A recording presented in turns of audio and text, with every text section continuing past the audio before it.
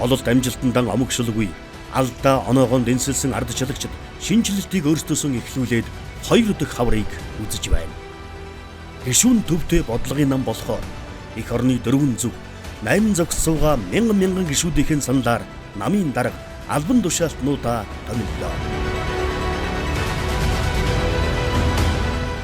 Төрийг засахад иргэн бүрийн оролцоог жухалчлан эх орны өнцөг булан бүрт суугаа монголчуудын хүсэл саналыг сонслоо. Түүний түүчээ болсон хөгжил шинжилэл үндэсний 2 дугаар аян эх орон даяар өрнөн дэлгэрч байна. Шинжилэлтийг дэвшилт болгохын учир гишүүн бүрийг чадваржуулах олон улсын сургалт лекцийг амжилттай зохион байгууллаа. Ардчлагчид түүхэн шинжилгээ хийсэн. Түүнийг түүчээлэн эх орны ирээдүй эрэлтэн байна.